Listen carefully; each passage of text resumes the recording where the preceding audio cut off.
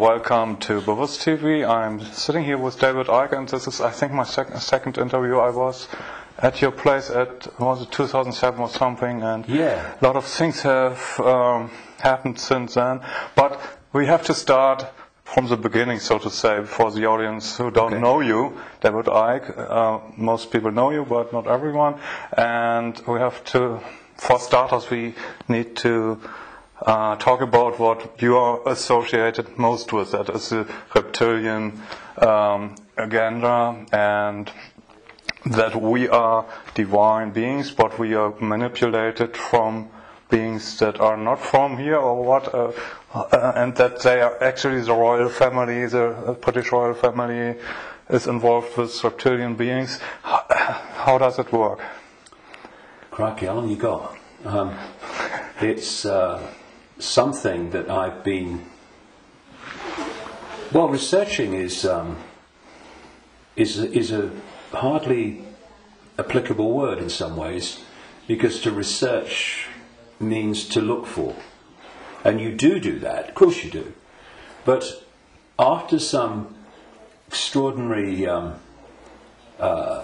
what people would call paranormal experiences in 1990 and 91, my life has become, since then, this synchronistic series of coincidences which have led me to, and even brought to me, really, people, personal experiences, documents, books, and all these different sources that have put information before me in a very coordinated way, like some hidden hand is passing information to you. And it's not just random information, it's information that very clearly, as it comes into my life, has a direction. It has a series of steps. So in the early 1990s, the information that was coming into my life was about the fact that there was a cabal that was manipulating human society and world events towards the goal of a Orwellian global state, in which there would be a world government dictating to every country. Countries would be dismantled and become regions of great power structures. The European Union is a classic. And what we're seeing now with the European Union is the next stage of breaking countries up by destroying them financially, and then centrally dictating financially and in terms of government.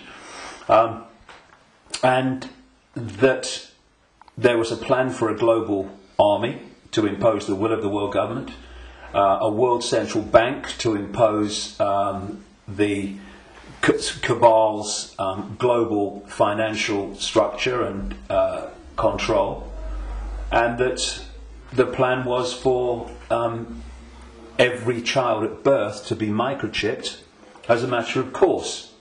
Now that was kind of whoa enough as the information came, and of course with the passage of the years this has been confirmed more and more by the fact that it's happening. Then there was a phase in the mid to late 1990s when, while that other information continued, and has continued to this present day, another, if you like, parallel and connected series of synchronistic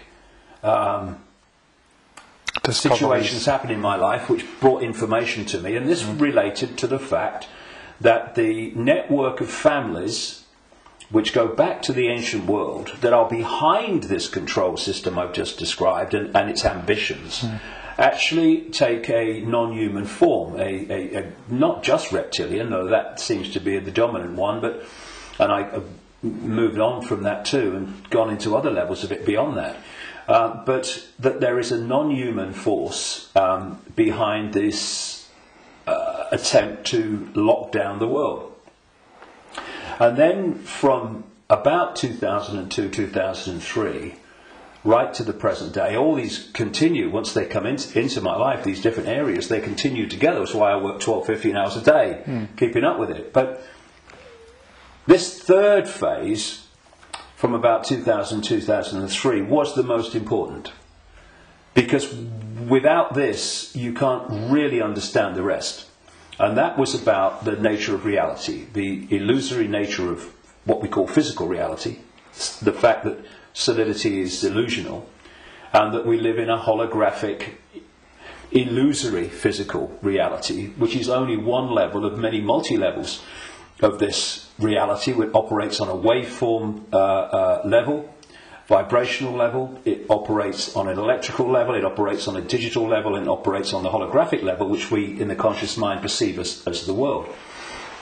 And to appreciate that when I look through my eyes, another illusion funnily enough, which is why when people have near-death experiences, they leave the body and they're looking down on the body with the eyes, but they're still seeing. So, I mean, the scale of illusion in our so-called physical experience is extraordinary. I mean, and we've not got to the bottom of it yet. But it is that when I look through my eyes, shall we say, that people think that they're seeing everything there is to see in the space that I'm looking at. No, they're not. They're seeing a tiny band of frequency called visible light, which is so tiny it is ludicrous. And the rest of what exists in this universe, and even mainstream science would say this, although it's Stone Age science I would suggest, but even it sees this, that the overwhelming vast majority of what exists in this universe, in energy, matter, mass, whatever you want to call it, its different forms, we cannot see. And therefore, we are living, if you like, in like a holographic television channel. So, all I'm seeing now as I look here is this tiny frequency range called visible light. Channel 1. Yeah, but all the other levels of reality also share the same space as the one that we're experiencing. And, you know, we've got digital television coming in now and all that stuff, but if you take the analog version of television, radio too, they are sharing the same space without interfering with each other, because they're on different frequencies. And thus, interpenetrating this reality that we experience with the conscious mind, it are all the other realities where very, very different worlds are manifest, and with very different what we call laws of physics. And so it's from these frequencies that are very, very close to this one that we use the term with radio and television where interference takes place. And if you have two radio stations that are well away from each other in the frequency band, then they don't interfere with each other.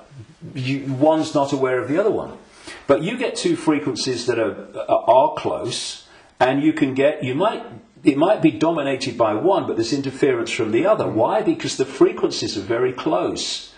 Well, these manipulating entities, forces, shall we say, operate from a frequency band that's very close to this one, but not this one. So we might not see them, but they might be here. Well, let's give an example. You'll see stories of UFOs appearing out of nowhere and disappearing into nowhere. You'll hear stories about people saying this entity appeared out of nowhere and disappeared into nowhere. Well, they haven't disappeared. And they haven't appeared out of nowhere.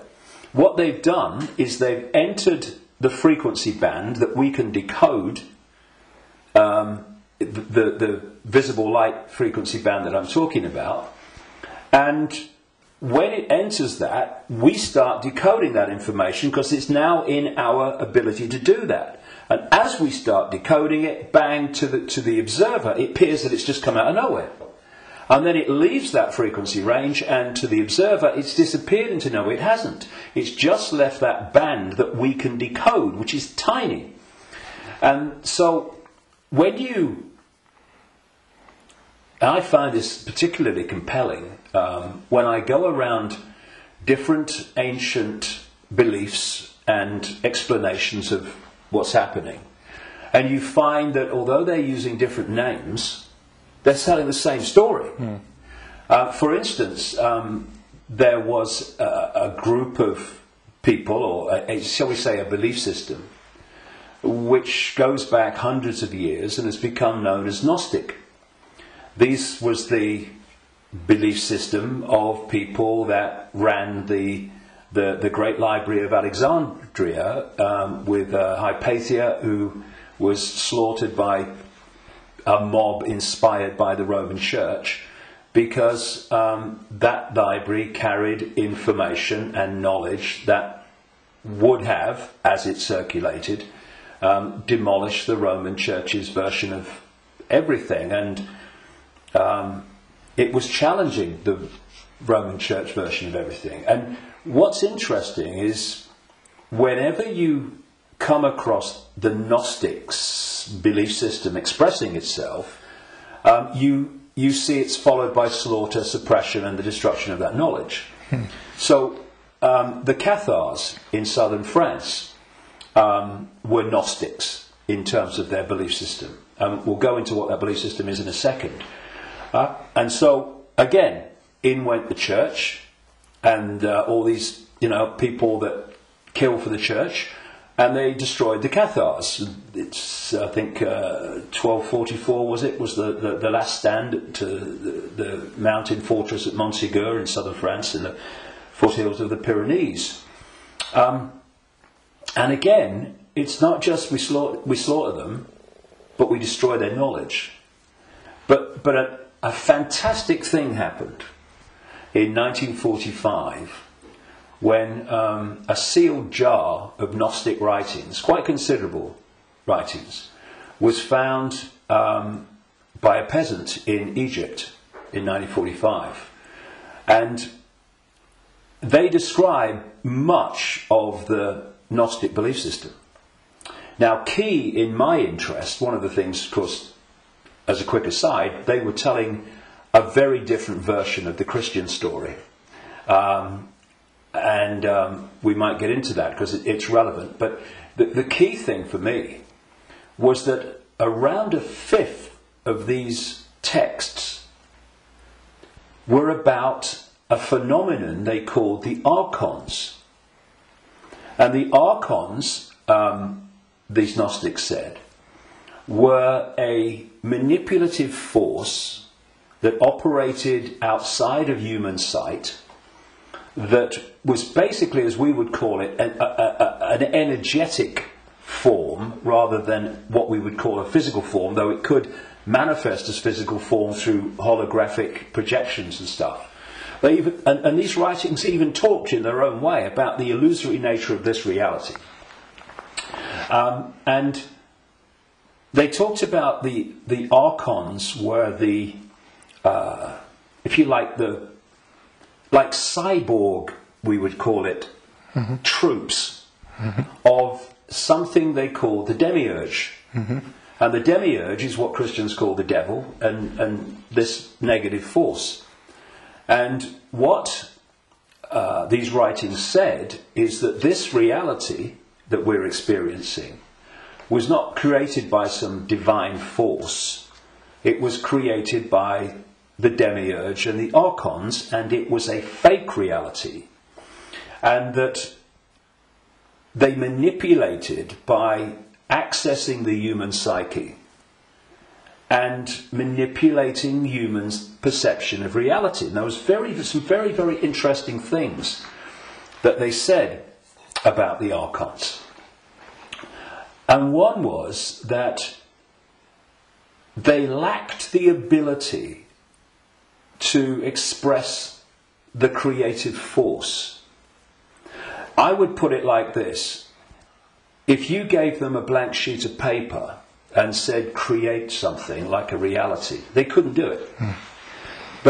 what the Gnostic writings say is they're experts at taking something that already exists, like the reality before this hijack, as I would call it, the one we experience now, and twist it. Mm-hmm. They piggyback something already created and twist it. Something else, they said the Archons did. And, you're going back to something that's been estimated, I think, around 400 AD, these writings were buried. Mm-hmm. And that is that the Archons parasite off everything. They parasite off human society in many, many different forms. And I read this stuff and I'm going, whoa, this is my own books over the years found in a jar in Egypt. Not all the detail of my books, but the basic themes, because it fitted totally. And then you go to the Islamic belief. And not just the Islamic belief, because this came from pre-Islamic Arabia originally. And that is the very considerable focus in Islam on energetic beings they call the jinn. Mm-hmm. And when you look at the jinn and you look at what the Gnostics said about the Archons, hallelujah, hello, they're the same thing. And then you go around other cultures and you see the same recurring theme. And so when you look then at human society,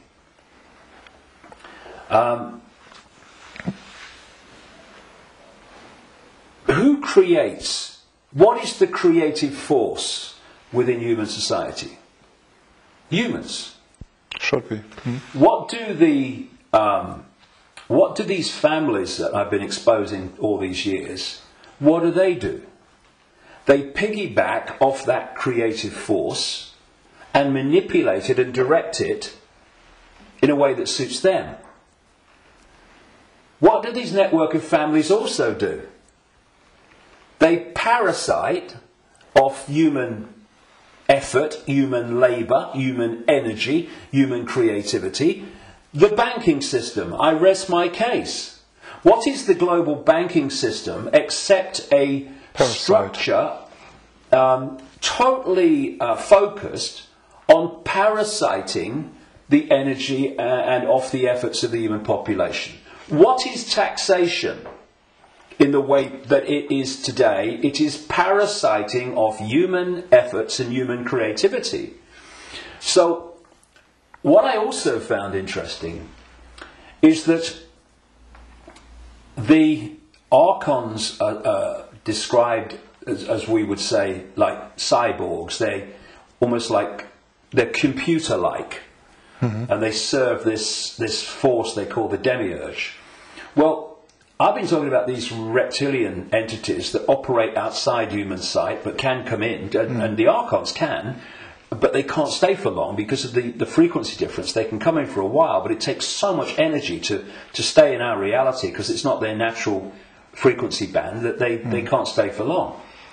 And what they've done, just a quick aside before I continue that thing about the reptilians, what they've done is they have created a network of bloodline families going way back to the ancient world, which represent their interests with invisible light because they can't come here and stay for very long. So these families, where their outer human form, if you like, is operating within the frequency band of visible light, they are the Archon representatives within human society.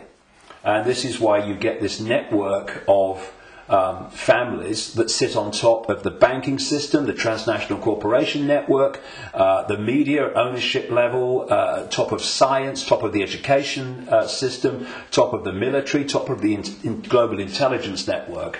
These are these families representing what the Gnostics call the Archons. And I was just going to say a few minutes ago, when you look at how these Archons are described, they're just like the reptilians that I've been writing about for years, in terms of their computer-like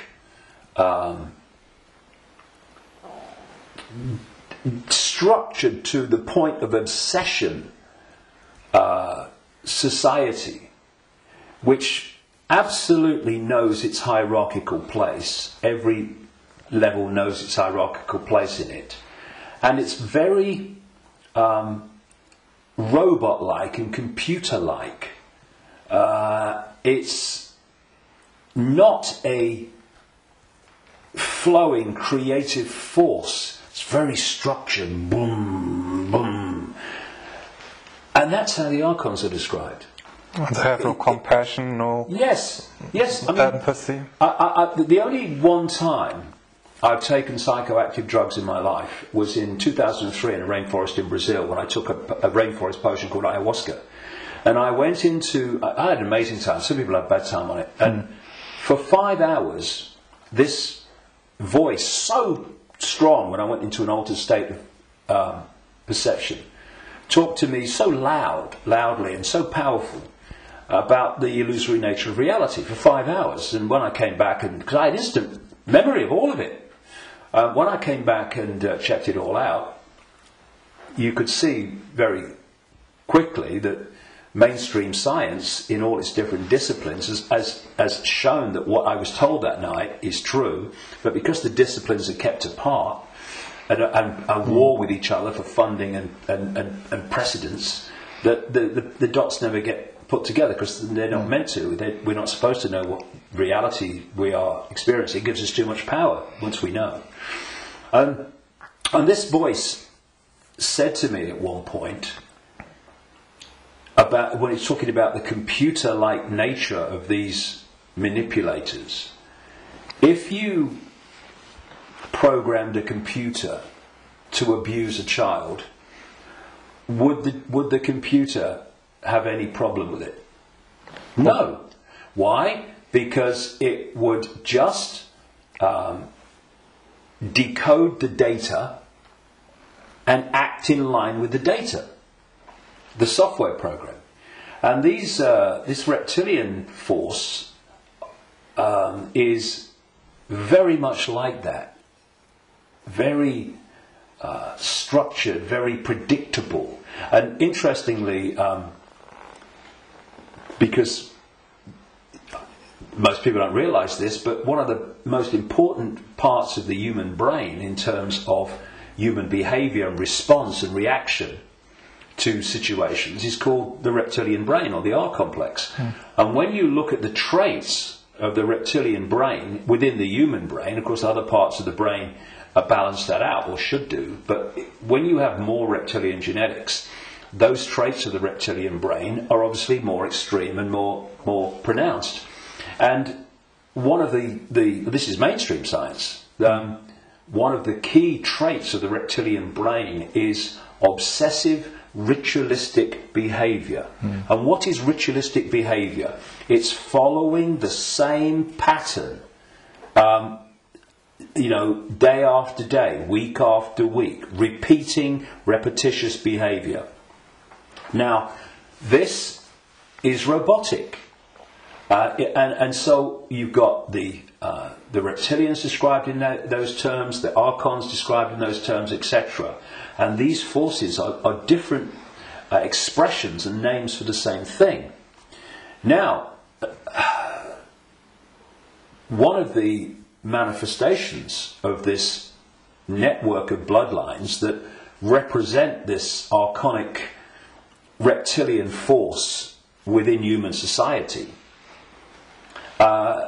is the royal families going back to the ancient world, and the aristocratic families that surround them.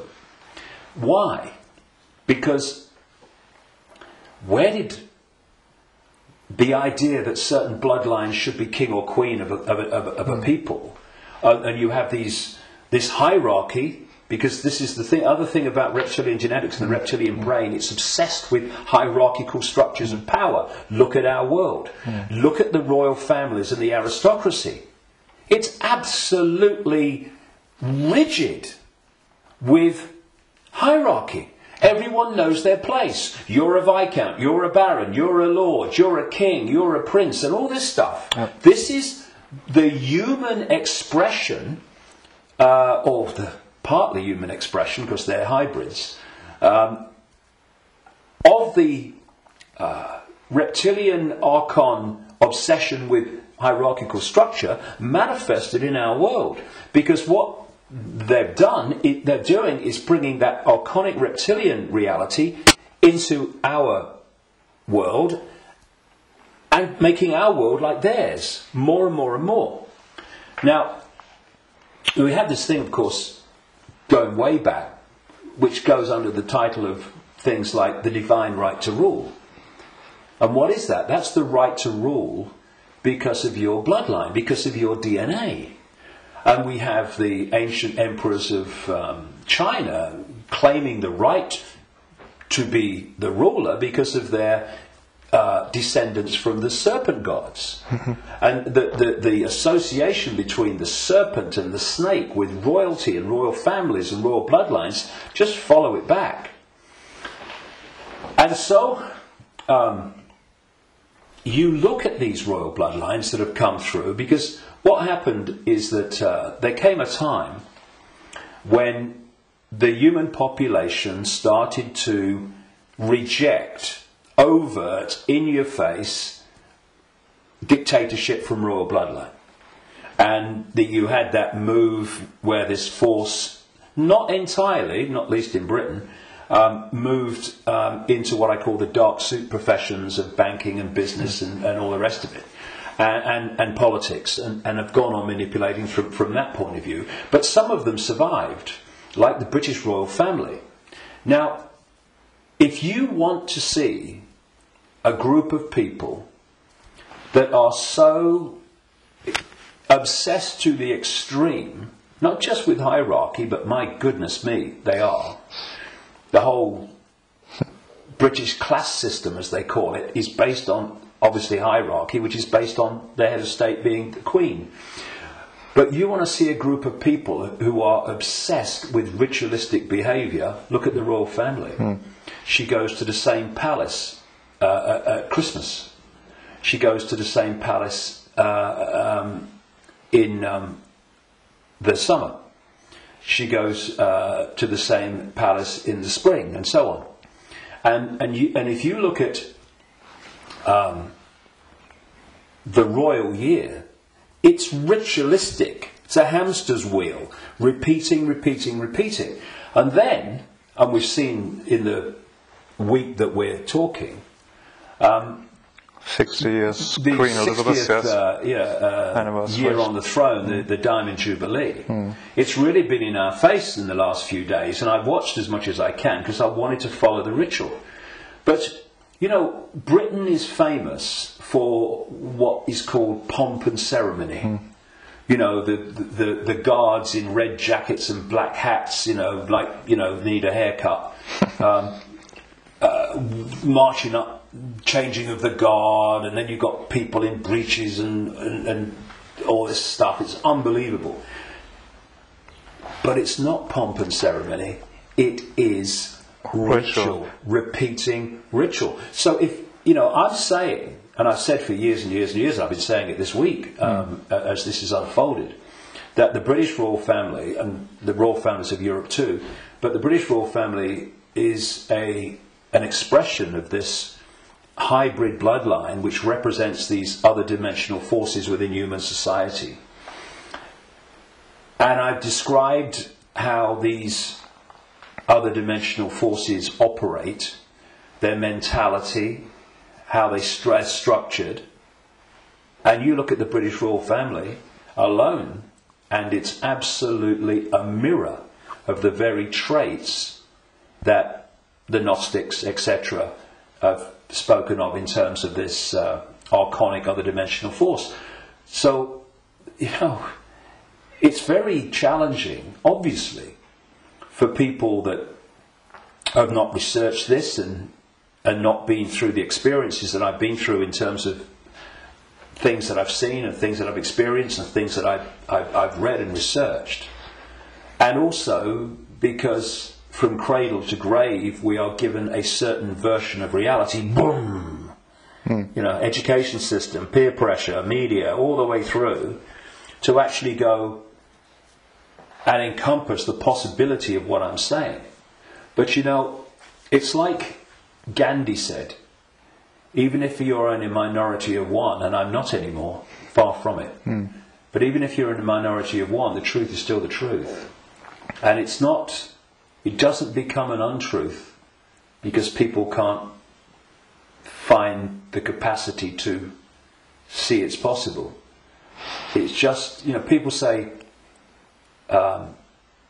that's impossible, that can't be done, that's crazy. But what are they doing? They're just looking at something from a certain point of observation. And if their point of observation has been just to take in the programming that's imposed upon us from the first moment we become conscious in this reality, then they'll see it in a certain way and they'll say that's crazy. But if you spend 22 years researching it, you're looking at it from a completely different point of observation, and to you it's blatantly bloody obvious. And it's bringing those two points of view together that's the challenge, because what is happening in the world and what's behind what is happening in the world is so massively different, fundamentally almost indescribably different to what we're told is happening, that's the chasm that is probably more than anything else the greatest defence vehicle that this conspiracy has. It is so extraordinary that people think it's not possible, and anyone that talks about it must be crazy. But it is changing. All right. On the other hand, I just wanted to ask that people waking up and people are coming to your lectures now to the thousands, and you have full halls, and you want to do a big event in the Wembley arena with probably thousands of people. So it's important, if you know all these things, that they're pretty frightening, that we are being manipulated for thousands of years.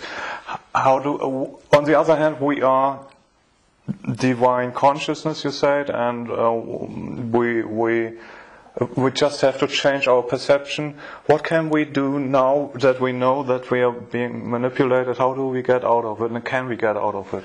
Well, you have to go deep in the rabbit hole for this, and of course you're constantly going deeper or trying to go deeper, but see, there are many aspects to this. When again you scan the ancient world, including texts that came through to be things like Genesis and the Bible, there is another common theme, and that is that there was an interbreeding. I'm sure it was direct interbreeding, but interbreeding. There was genetic manipulation of the human form. And this is my view, after 22 years of researching this and the information coming to me.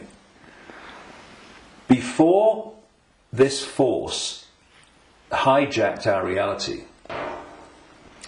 humans were very different, and it's so different. I won't call them humans. I'll call them Earth people. And they were a heart-centered society,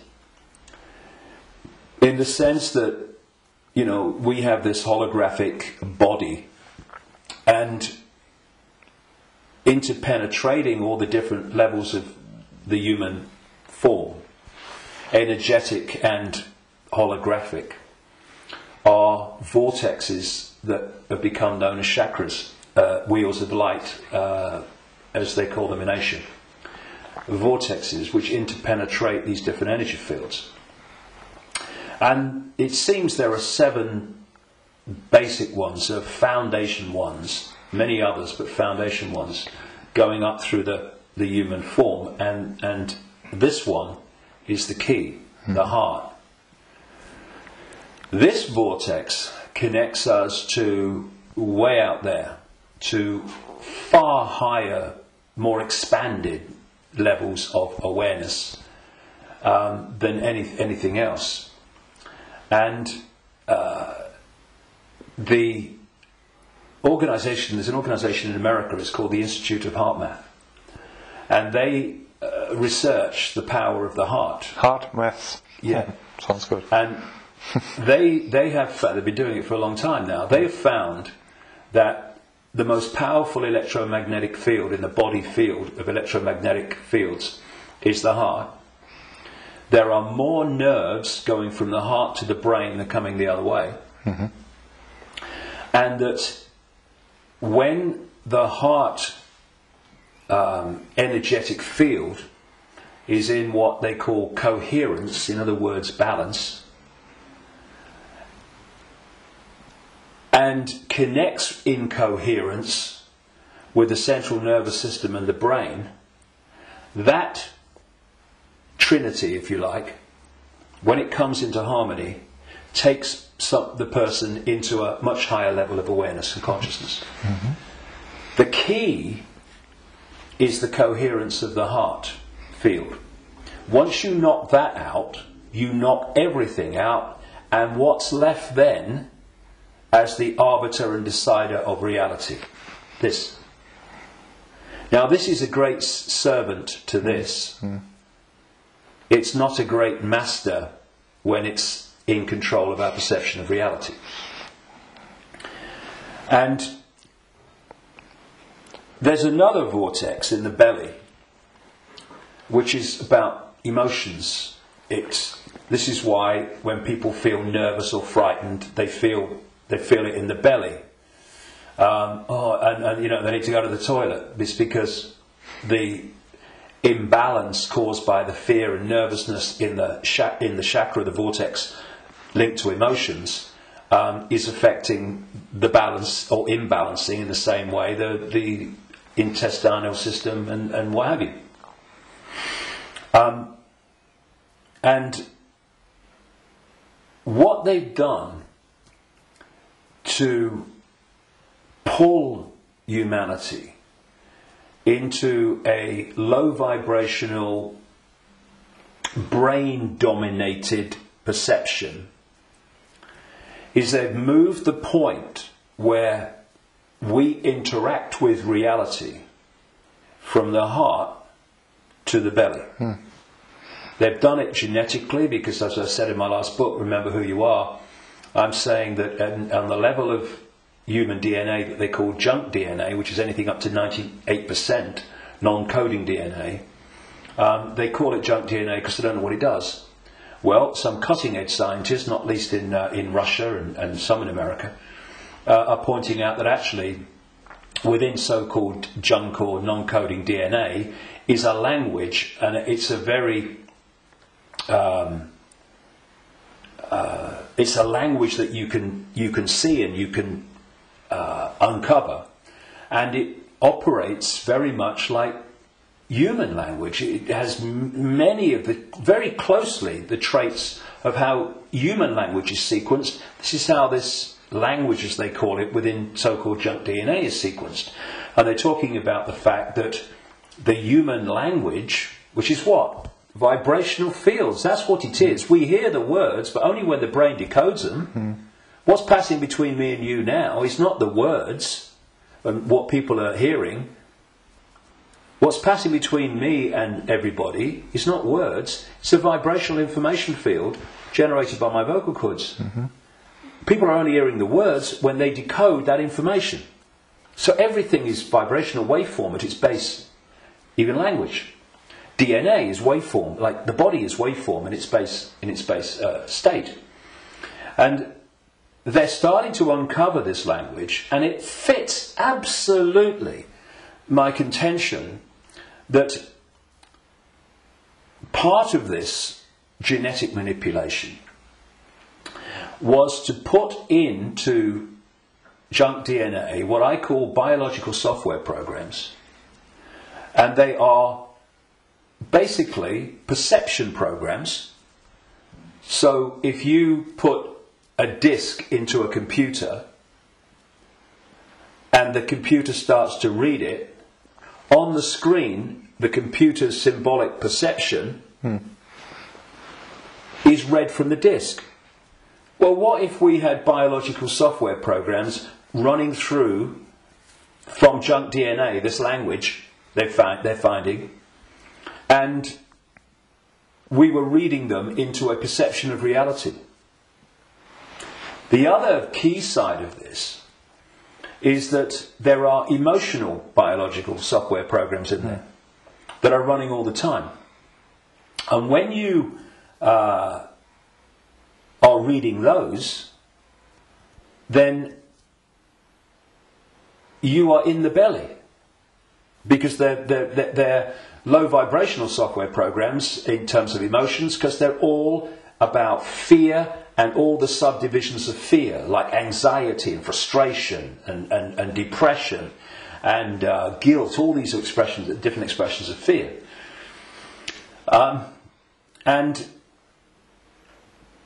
if we do not open our minds, I call this the human body-mind computer, biological computer. If we don't open our minds and let the true self in, consciousness, then humans are operating literally in a closed system in which the DNA emotional and perception programs are running and not being challenged by a level of awareness that is beyond the program.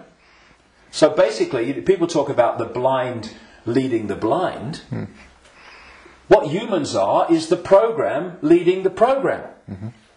And it is my view, and this may be shocking to people, even some who've been along this road a bit.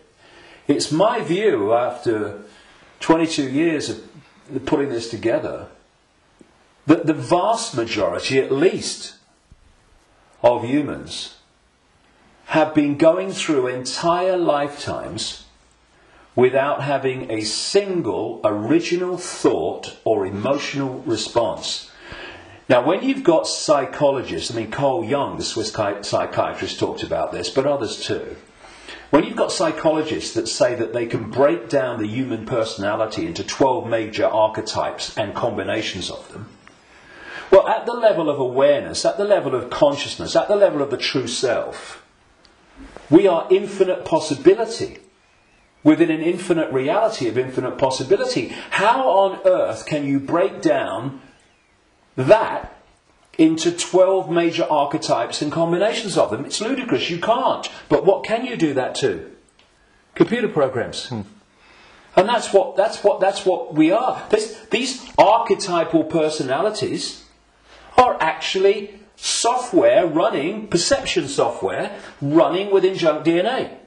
Now, put all this together, and that has moved us from a heart-centered society, connected out into a greater level of reality. This is the innate intelligence. This is supposed to serve this, not be the governor of perception. That's why this knows, and this thinks has to work it out.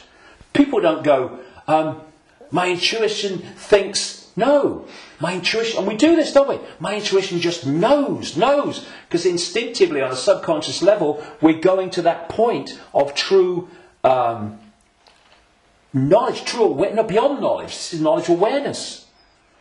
But what's happened is our point of interacting has gone from the heart-centered society, and if you're coming from this, and this innate awareness, this innate knowing, this innate understanding that everything is connected to everything else, then you manifest from that a completely different society to the one that we have. What's the one that we have? They've moved it into the belly. Humans now, gold. I've got a cough. It's not the cough that carries you off. It's the coffin that carries you off it. Now, they've moved it into a belly society where does human response come from, overwhelmingly, to events that we face? The emotions. It's an emotional response. It's an emotional reaction. It's not a heart reaction, overwhelmingly, though of course it does happen. It's an emotional reaction. You know, this mass manipulation technique that I called a long time ago problem, reaction, solution, where they create the problem covertly, tell the people through an unquestioning mainstream media the version of the problem they want people to believe, and then they get the reaction from the people, do something, something must be done, and then they who have covertly created the problem got that reaction, do something, then at stage 3 openly offer the solution to the problems that they have created, which gives them the excuse to change society and advance the agenda that they're following.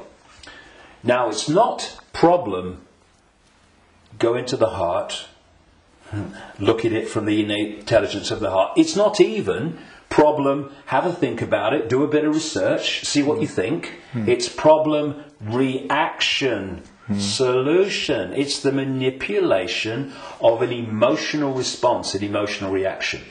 And what they're doing all the time is manipulating an emotional response to get support or to justify what they're doing. So, for instance, they'll tell you that Gaddafi was killing his own people and what have you, because they're looking for an emotional response. Oh no, we've got to stop him killing his own people. What they don't tell you, of course, is that the rebels were actually put in there, funded and armed by the NATO alliance to cause the problem. And then when Gaddafi's troops start reacting to what they're doing, shooting back at being shot at, then suddenly, oh, look, Gaddafi's killing his own people. Reaction, oh yeah, we've got to stop it. So this is happening all the time. You know, 9/11, ooh, that was, look at 9/11. And those horrific pictures and the towers coming down. Did that take us to here? No, it took people here. And from this gut, what would you say? Gut reaction. You know how many? People say, "What does your heart tell you? What does your heart tell you?" Right? But how many times, instead of going, "What does your heart tell you?" what do we say? What does your gut tell you? Emotional response, emotional reaction. And so what they've done is moved us. Not all of us, not everybody, but, you know, the vast majority. They've moved them from the heart, high vibration, which they can't touch. Yeah. If we're in the heart, we're untouchable. It's like Radio 1 trying to impact on Radio 2. Can't be done. They're terrified of us going into the heart because it's over. So they move us into their stadium vibrationally. Because not only do they manipulate human response through emotion, they feed off human low vibrational emotional energy. They've turned us into their energy source, because they're an energetic source basically at their core. Well, we all are, but they're much more energetic than we are, because we're much more aware of the holographic, the so-called physical. And so when we eat food, we think we're eating physical food. There is no physical. We're eating holographic food. But the foundation of that food, which we decode into some kind of illusory solidity, is actually a waveform information field. All that these entities do is they feed, they get their energy source, not from a sandwich and a cup of tea, but directly, energetically. They absorb energy in its waveform. And so when we generate low vibrational human emotion, that emotion is resonating within the frequency. That's why we can't see it. We can feel emotion, but we can't see it. Because it's vibrating within another frequency band beyond visible light. And that's the frequency band that these archons, reptilians, overwhelmingly operate in. So every time we generate fear and all its offshoots, we're feeding them energetically. So you get a war, a 9/11, a global war, and you get an economic crisis where parents now in Greece are giving their children away or selling their children because they can't afford to feed them. Can you imagine in that one incident with one set of parents how much is generated here emotionally from the horrific? I can't even think about it. Imagine what it must be like. And that's just two parents. You get that operating. Look at the world. Look at the world every day. All over the world. In all its different expressions. How emotional energy is being generated and produced by the circumstances that society has been structured to create. It's an orgy of energetic vampiring. And so when Morpheus in the Matrix held up a battery and said the Matrix is a computer generated dream world made to turn humans into one of these, that is a profound truth. Because that's what we've become. Not so much batteries, though that was a good symbol, but actually generators, power stations, generating this energy. So we have this situation, if we bring these strands together at this point, in my contention, that these perception programs are running through junk DNA, and the emotional software programs, biological software programs, are running through non-coding junk DNA.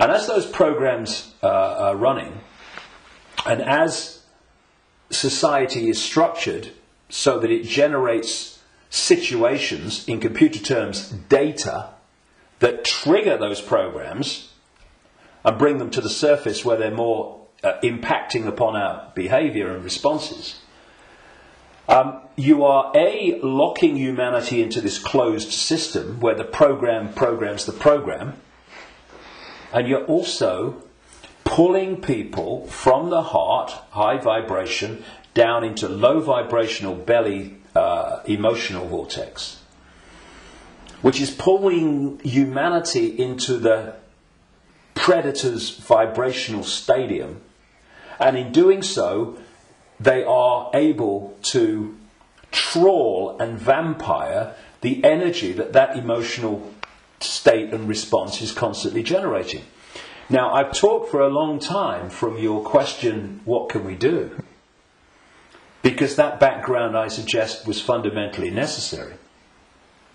So what do we do? What can we do? It might sound trite and all the rest of it.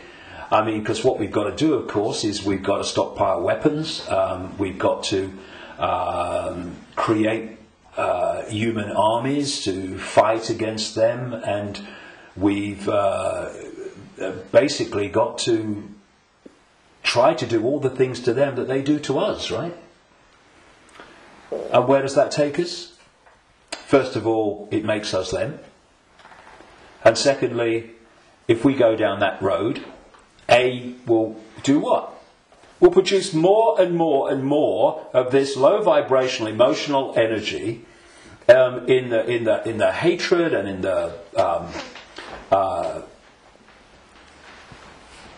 the anger that we produce. And we will also, if we go down that road, we will have symbolically weapons that manifest as a pop gun against state-of-the-art weaponry. So, although it's very macho and very, we've got to fight. I love Tony Blair once. He said, we've got to fight for peace. Sorry, can I just have some time to work that out in a darkened room, please? And it is something that, when you look at it, is very good for the macho we've got to fight him. But as a strategy of bringing this down, is doomed to failure and disaster. because it's playing the game they want us to play. And if you're in that macho mode and you think the whole spiritual side of things and stuff like that is namby-pamby, airy-fairy and a bit, soft, then what I'm going to say will make no sense. But if we are going to bring an end to something that has been created and perpetuated by something happening, then we can fight that something, or we can remove that something.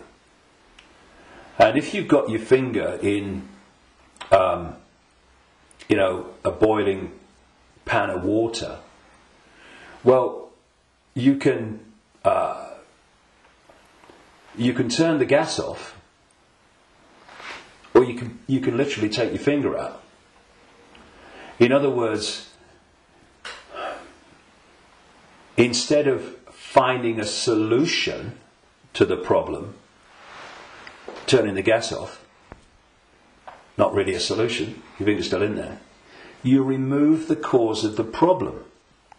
The cause of your problem burning in the water is because your finger's in the frickin' water. So remove it.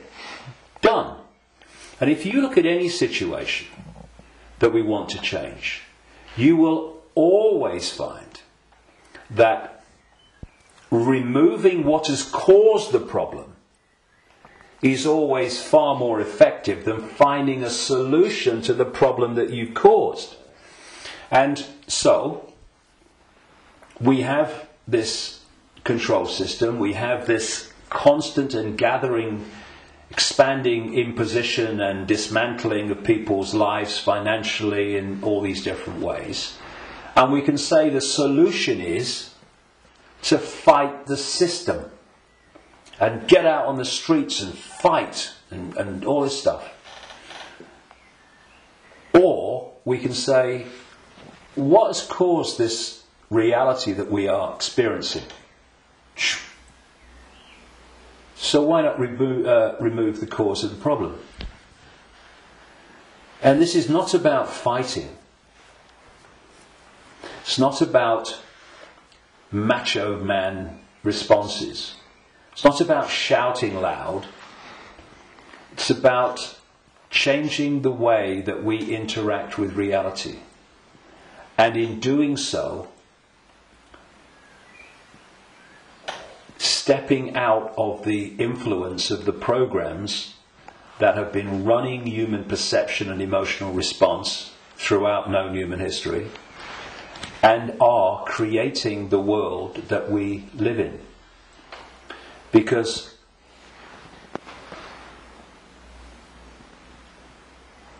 if I go back to what the Gnostics said about the archons, they have no creative energy. They can't make things happen. But we can. We can, yes. Which is bringing us to an interesting point. We can manifest. What this manipulative force has done has programmed humans to use that gift of manifestation to manifest what they want. And so, if we manifest from our perceptions of reality, then manipulate their perception of reality, and they'll manifest what you've manipulated them to perceive as reality. So, I see people challenging war and conflict when their own lives are full of conflict. Now, we live in a holographic reality at this conscious mind level, and there's a very unique and fascinating trait and characteristic of holograms and holographic reality. Every part of the whole is a smaller version of the whole. So if you take, for instance, in the holograms that you buy in the shops, if you take the waveform holographic print, which is on the print in waveform information, and you cut it in 4, and you fire the laser which reads that information in effect and brings the 3-dimensional holographic image projecting from the waveform information on the photographic print. If you cut that into 4 and put a laser to each 4 pieces, you will not get a quarter of the whole picture. You'll get 4 quarter-size versions of the whole picture. And this is why, or explains why alternative forms of healing, like reflexology and acupuncture and others, can find points on the ear and the feet and the hands and all different parts of the body that relate to the body as a whole. Thus, reflexologists can work on a part of the foot and impact upon the heart or the liver, depending on where they're doing it. And I've known and talked to reflexologists and people like that over the years, and they know it works, but they're not sure why it works or why there are points on the foot and the ear and everything that relate and impact upon the body as a whole. Well, it's simple when you realise that this reality is holographic, because every part of the whole is a smaller version of the whole. The body is a holographic manifestation, it's a hologram. Thus, every part of the body must be a smaller version of the whole. And that's why all over the body, in all the different parts, you can find points that relate to the whole body. In the same way, if we have conflict in our own lives on a so-called individual level, and this is going on all over the world in all these different societies, and it is, then that's a smaller version of the whole. And a hologram moves both ways. When the whole hologram shifts, all the parts of the hologram shift, because they're expressions of each other. You shift or affect the smaller part of the hologram, and in this case it's lots of people, billions of people with conflict in their lives and all that stuff, and that's going to impact on the hologram as a whole, i.e. human society. And you're going to have collective conflict. If we want to put the fire out of the whole, what we call human society and global experience, then we have to put the fire out in our own lives, because we are fueling the fire. We are creating the fire. This is why they want conflict and disruption at all levels of society, because they know that they're constantly impacting upon each other. We have conflict in our own lives. Collectively, we are manifesting collective conflict. You have collective conflict like bombing Libya and Iraq and what have you, and the global conflicts. Those collective conflicts then impact on the individual that reacts to them with a lot more emotional, based emotional response. So everything is connected to everything else. Everything's impacting on everything else. Now, those behind this manipulation of human society, they know that. And they have been playing humans like a violin for so long. And this is why, not the only reason, but this is why they created human religions in this part of why, because there were many whys for that, and why they created human science, which is, I call it Stone Age science. It's song sheet science. It's not science. it's just a bogus explanation for reality, so we don't see the real one. This is why the nature of reality is hardly, if any time, discussed in schools or education in general. And you know, I travel around the world. I've been to 50-odd countries, many of them many times. I've seen the streams of television channels, not least places like America. You're going through the zapper button, and there's channels after channels after channels. I have never seen one that was asking the question with an open mind: who are we? Where are we? What is reality? Now that is ludicrous. I mean, we have a situation where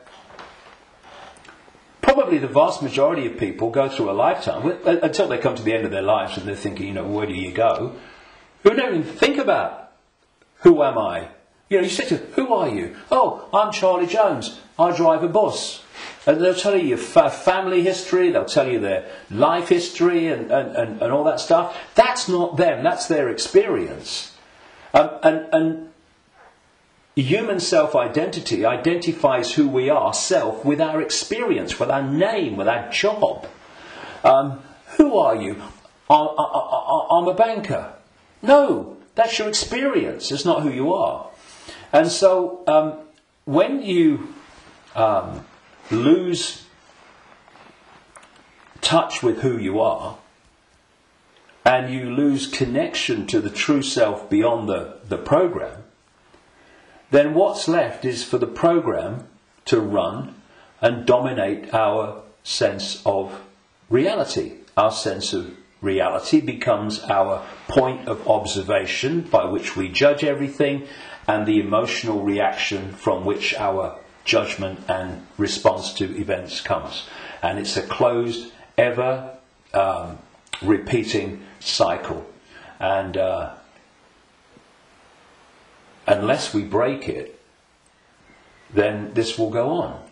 And we break it by moving our point of attention, the point at which we interact with the world, from there to here. And you know, I had some amazing experiences in Peru in 1991. Amazing experiences which changed my life and all the rest of it. And I went back to Peru with a group of people from all over the world in April 2012. And we went around Peru, and we went to Machu Picchu and this place where I had my amazing paranormal, what extraordinary experience in 1991 called Siyustani, near a place called Puno, and Lake Titicaca, the highest known lake in the world.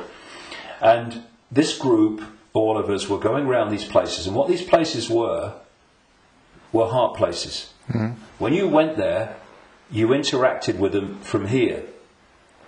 And the behaviour of the group and the demeanour of the group was laughter and joy and happiness.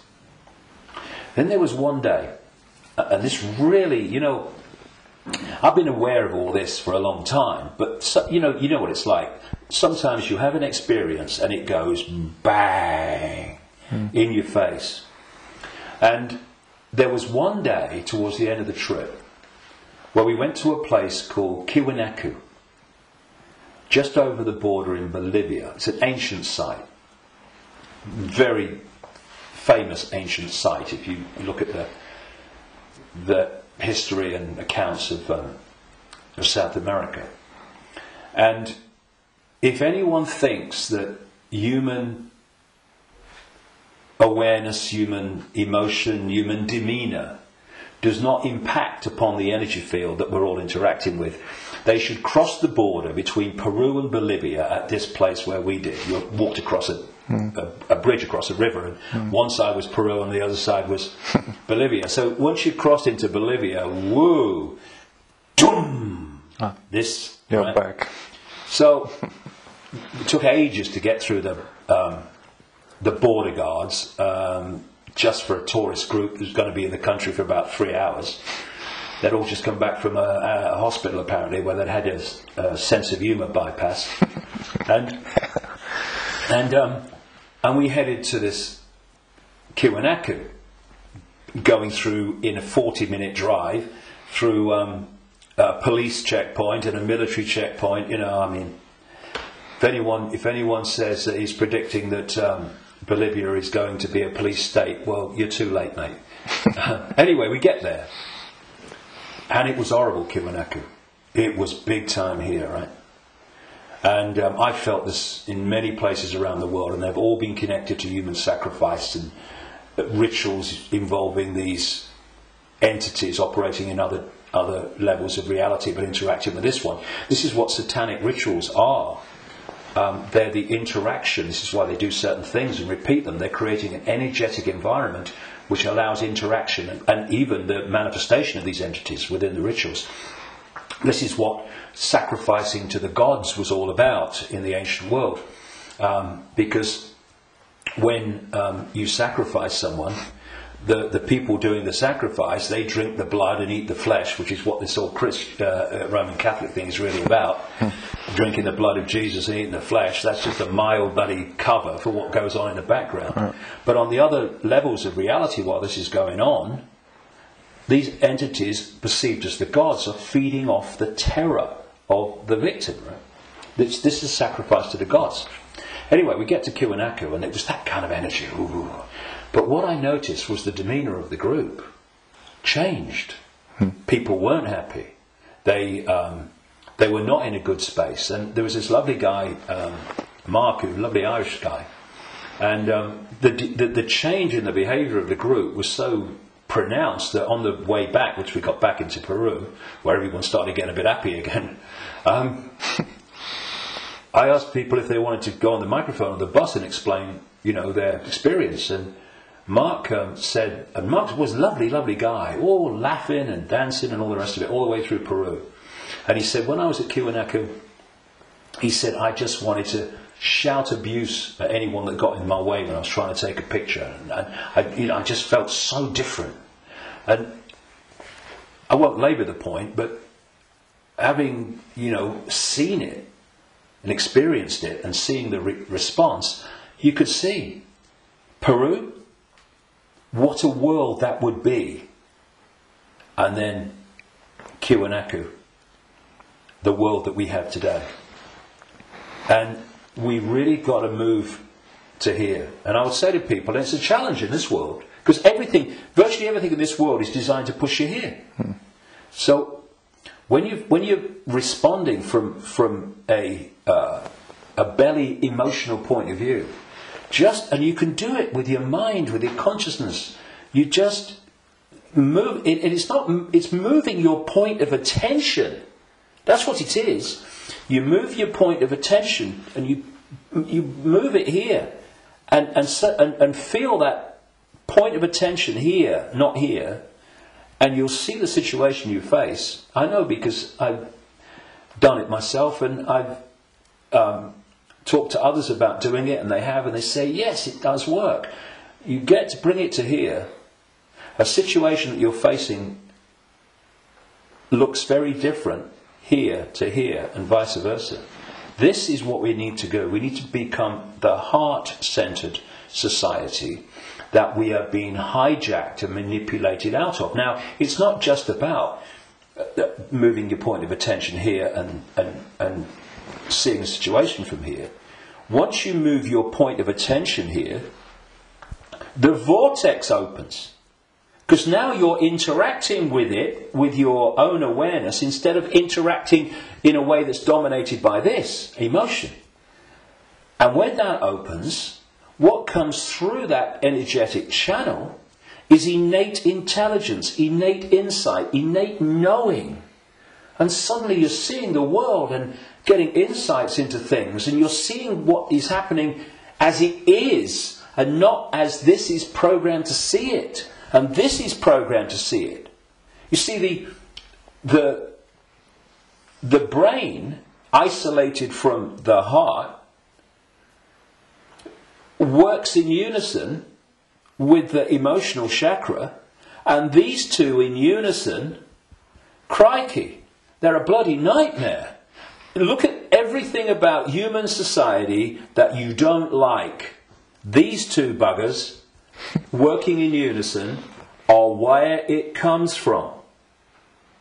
So This. we go there. See, this, I'm talking about these emotional and perception programs that I say are running through junk DNA. Once the heart is no longer impacting in any way significantly on our sense of perception, on our sense of reality and all the rest of it, our sense of response, then the brain becomes the governor of our what? Perception, which is dictated to the brain once this is out of the way, which can override those bloody programs running through junk DNA. Piece of cake. You know, this is where the power is. This is what they're terrified of. So once that's closed down, this is what's done by the program and the way society is structured, then this becomes the governor of perception. And what it is doing, it is decoding as a sense of perception the perception programs running through junk DNA. And that perception of something becomes an emotional response to something, and this is an emotional response from the programs running through junk DNA of the emotional programs. So here's your if you like, your holographic manifestation of the perception programs of self and the world and reality running through, and here is your holographic expression in response and reaction of the emotional programs running through junk DNA. And these have created the world we don't like. They've created the ability of the few to dictate to the vast majority. Because this will never see it. This will never get it. Except up to a point. This can get to a point where it can see the names, dates, places, Bilderberg group level of engineered wars level of what's going on in the world. But seeing where that is coming from, what's behind it, you've got to go in here. Because if you don't, you can't get into the rabbit hole. Because this can only go so far. And it's my view, and in my experience anyway, that if you are an expert in 9/11, in engineered wars, engineered banking scams, manipulated political nonsense, then you are still walking around the outer rim of the rabbit hole. You've not even entered it yet. Because it's still the movie. This holographic reality is like a holographic movie. And when a movie has hit the screen, that's it. It's a done deal. You're going to change the movie now. And that's what this world is, this holographic world. Because what the human body computer is doing is taking vibrational waveform information, which is what the five senses do. It's turning into electrical information, same information, different form, and it communicates that to the brain and the whole genetic structure, in fact, and that decodes it through into the digital and then the holographic. So the holographic, this apparently physical world, is the end of the story. That, in movie terms, is the movie hitting the screen. You ain't going to change it. You won't stand up in front of a movie screen and start shouting at the screen and telling the movie to change, will you? People will go, you're mad, mate, you're mad. If you want to change the movie, you've got to change the reel. It's being projected from back here. But that's what we're doing. You know, so many ways that people respond to this conspiracy when they meet it at some level. It's, we must get out in the streets and protest. Well, I'm not saying don't. But that's still trying to change the movie when the movie's hit the screen. If you come back and go deeper in the rabbit hole, and you understand where this movie's being projected from, which is from other frequency bands of reality through the Illuminati families and the Illuminati structure within visible light human society to become the movie we call human society, then you can go back to the point it's coming from, and therefore you can change what's coming. You can change the movie. And that's what we need to do.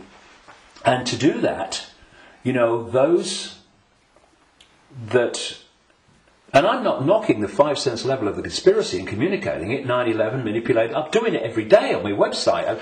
Books are full of it. We need to know that.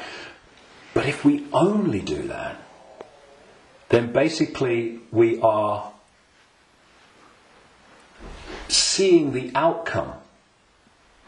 We are not seeing the origin. And you cannot change an outcome without changing the origin. And so when I look at so much conspiracy research, good luck to them. You know, everybody that comes and does this, hallelujah to you. Good on you. But there comes a point where we know how the system works in the holographic world. I mean, what's left? Finding out what size shoes Henry Kissinger takes. Yes, on a daily basis as it unfolds, we need to, keep with it. But, okay. But are we going to become recorders of our own enslavement? Oh, see, I told you they'd do this next. Look, they're doing it. If we do that, we've moved from not knowing that the prison's being built around us to seeing the prison being built around us. But there's a common theme between the two of them. The prison's being built around us. And that's fine if people want to do that only. I'm not saying don't do it, but to do it only and ignore where it's coming from, therefore the solution or the removing the cause of the problem. The people who only do that will record and record and record and record their own gathering enslavement and the enslavement of humanity until we wake up. Would you come with me, sir? I ain't waiting for that. We need to change where it's coming from. And for that, there are some major challenges for those in the conspiracy research arena who are dominated by a sense of patriotism and dominated by a sense of a religion. Because patriotism, in the sense of, I'm not saying don't, love your country and love your culture, nothing like that. But patriotism, in the sense of self-identity, I am an American, I am an American patriot. No! That is your experience. What you are is infinite awareness. All that is, has been, and never can be. All possibility. Having that experience. And I'm a Christian. No, you're not. That's the belief system you have chosen to take on as your persona. But it's an experience of being a Christian. It is not who you are. And if you self-identify with being a Christian or being a Jew or being a Muslim or being a Hindu, again you are in a self-identity which is self-identifying with something that's not you. And also, and this is in terms of getting to the origin, it means that you are not going to go. I've come across this all the time, me. I mean, I'm the guy that people in mainstream society, they see conspiracy researchers of the 5 sense nature as extreme and crazy. A lot of them see me as extreme and crazy. Because if you think that all you need to know about life and reality is between the covers of two covers of a book, written by who knows when, and who knows what circumstances, the Quran and the Bible and all the rest of it, then and what that tells you are and reality is and how it all works, you ain't even gonna begin to go down the rabbit hole into the areas that we need to understand. Because if you do, you immediately realize that your religion is part of the conspiracy. I talked earlier about the archons and this demiurge, that this like devil figure, as Christians would call it, that the Gnostics talked about in their texts. Well, that demiurge and those archons, those jinn, and whatever you want to call it, those reptilians and all the different facets, they are the force that the major religions worship as God. Yep. It is the Islamic God, it is the Christian God. Oh, I'm being controversial now, aren't I? I have been known to. I don't care. I want the truth, not the popularity contest victory. It's the God of Islam. It's the God of Christianity. It's the God of Judaism. Yahweh. Oh, that's the demiurge. That's this fake manipulator of creation that the Gnostics talked about. So we've got this situation. Please tell me it's not true. I'm afraid it is. But it doesn't have to be. We just change it. And it's gone. But where this unseen network that the Gnostics talked about, all these people talk about, have created this conspiracy, this network of human manipulation of politics and business and banking and all the rest of it. And some people, increasingly large numbers of people, fantastic, have started to see that and challenge it and try to expose it. But at the same time, they are welded to religions that are worshipping the very force that created what they're trying to expose. And I suggest what we need is, yes, to move here, to open this and let consciousness in, but we also need a blank sheet of paper. A blank sheet of paper that says, okay, all preconceived ideas over here. All preconceived beliefs and perceptions of reality over here. Now, from this point, what goes on that sheet of paper in terms of my perception of reality comes from information, comes from innate knowing, does it feel right, and comes from it standing up on the basis of credible information and intuitive knowing. Now, some of these preconceived beliefs, they might be able to be put back. Maybe. I don't think many will. I don't think any will, really, but they can be. But they're not there on the sheet of paper dictating reality by reflex action. Like David Icke, he talks about shape-shifting reptilians. He's mad. It's not possible. No. You do not believe it's possible, and thus you are dismissing what is absolutely explainable, not because you've researched it,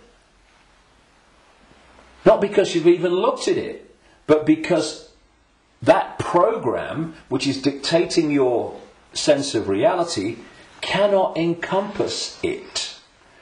Thus, people say to me, and have said to many people in this arena, when the actions of these families have been exposed, they'd never do that. No, mate, you would never do that. They would and are every day. It's this, and then you say, well, how much? I've said this to television interviews in the mainstream, but they're like loads of rubbish. And I said, well, I've been to 55 countries, many of them many times. I've researched this full time for 22 years. How much research have you done on this subject? zilch. But it's different, it's outside of their perception of possibility, so it's dismissed. And this blank sheet of paper lets anything in so long as it justifies its place on the paper. And when you do that with an open mind, you don't say, I'm a Christian, so I don't criticize Christianity. You go, I'm going to look at Christianity and what I've believed up to this point from a detached perspective and see if it stands up. I know a guy in America who set out many decades now. He was a real avid Christian, and he set out to prove the Christian story was true. Jesus existed and all this stuff. And very soon after this, as he started, I'm going to show it. Of course, what he realised very quickly is the evidence is all the other way, and he became a conspiracy researcher because then he's going, well, nothing of it. If I've been duped on this, what else am I being duped on? And then the dominoes start to fall, and you start to see the greater conspiracy. But he had an open mind enough to see that when the information was going in a certain direction, he was willing to go with it. But a lot of people that are welded to religions, they don't want to look at the information. And you can be a religious believer, and you can go to the 5 sense level of the conspiracy, because you can say it's Satan and Jesus is coming, and it's Armageddon, and it's the end times and all that stuff. You can do all that from a Christian perspective, but you ain't going to get in the rabbit hole. To do that, all those belief systems have to go, because they're there to censor the true self. Okay, thank you, David. That's amazing, and a lot of information, and a lot to think about. But the important thing is not to think, but to know, to feel, and we all have the ability and the what humans have. We can change it because we can create, which the others can't. Yeah, so they create through us, and the difference is, and the way to turn this around is to, instead of having our sense of reality manifest as our experienced reality by external forces manipulating our sense of reality, which becomes our experienced reality, we get rid of that influence, and our unique perception of reality becomes our unique experience of reality. Do you think we've got a world worth living in then? Do you think 2012 is a year that a lot of people say then there will be a major change? Do you think that's happening? Well, I've not gone along with that in the way that it's just been described in many ways. I came across a theme almost immediately after my initial stirring awake in 1990, in the spring. And I went to a psychic because I felt this presence around me all the time, and I wanted to know what it was. I didn't tell her, but just so she would pick it up, and bingo, lots of things happened. So, I was going to go out on a world stage and reveal great secrets, and there's this shadow across the world had to be lifted, I had to be told all that stuff. From that very earliest time, there was this theme that there was a vibrational change, which I would see now as a waveform information change, that was going to have many effects, but two major ones. One, it would awaken vast numbers of people eventually to another perception of self in the world and reality. The less closed-minded would be affected first, but eventually people at that time who were absolutely in the bubble, in the box, would be affected. Well, it's happening. Quite demonstrably, it's happening. And the other effect, major effect of this vibrational change, which way back in 1990 I gave the title The Truth Vibrations because of this, these changes that we was going to bring, was going to be that this vibrational change would bring to the surface all that had been hidden so people could see it. Well, you look about people waking up to another version of reality and self and the world in vast numbers in 1990. You look at all that's been hidden coming to the surface in 1990. You know, what? Look at it in 2012. It's incredible. It's happening, right? But this truth vibrations that I was, as I called it, was going to be something that would get more and more powerful and more influential. And the significance, a greater significance for me of 2012 is that it's not 2011, but it's not 2013 either. However, I think that what we are seeing in 2012, and we'll see more of in 2013, 14, 15, is that we are now reaching a point in this where it's starting to be tangible in its impact. You know, I'm seeing people now within the system, doctors, scientists, people like that, are starting to look and saying, it's all nonsense, isn't it, right? Now so we've reached a point in 2012 where this is becoming more and more tangible. And I think by the end of the year it will be more tangible, you know, because this is an ongoing thing. And the focus on 2012 in a positive way about, you know, this is going to be the Great Awakening. And I don't think it's going to be the Great Awakening in 1 year, but that focus on it, people are focusing on the fact of awakening, and that's bound to impact upon people opening their minds. The negative part about it, of course, is this stuff about the end of the world and all that stuff, which brings... Where does that take you? It takes you here. So I think that 2012 is significant in that way. But in 2013, we're going to see the impact even greater, 2014 even greater. And there's going to come a point where this information vibrational change is going to reach a tipping point where it's the dominating perception. And at that point, the House of Cards will come down. And one of the other themes in the last 22 years that I've picked up from many different sources and stuff is that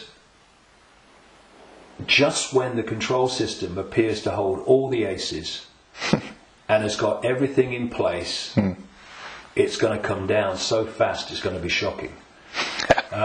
So for a little while longer, I mean, we're seeing it now, you know, President of the United States every day deciding who's going to be killed in a drone attack and all that stuff without any due process or anything like that. So we're moving, but at the same time, this awakening is moving as well. And, you know, the president and the control system and their agenda and their unfolding Orwellian state, although it's not called that, the facets of it as they unfold are all over the television news and they're in all the newspapers. So people can get the impression, understandably, that's all going on. Oh my goodness me, look at this. What's not in the papers, what's not on the television, for obvious bloody reasons, is that this is this quiet, well, in terms of people like me, as loud as I can bloody be, awakening, but a quiet awakening with most people is gathering and it's growing.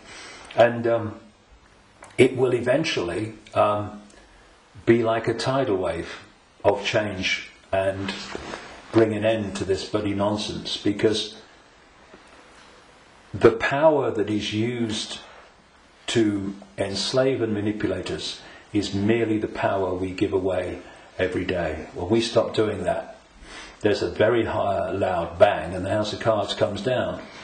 But so that's the revolution. The revolution is not stockpiling weapons and hurling abuse and all this stuff. The revolution is remembering who we really are and the power to dictate our own reality collectively and individually that memory brings. That's the revolution, remembering who we are. That's why I've called this big event at Wembley, Remember Who You Are. It's the key to everything. If we don't remember who we truly are, infinite consciousness having an experience, nothing's going to change.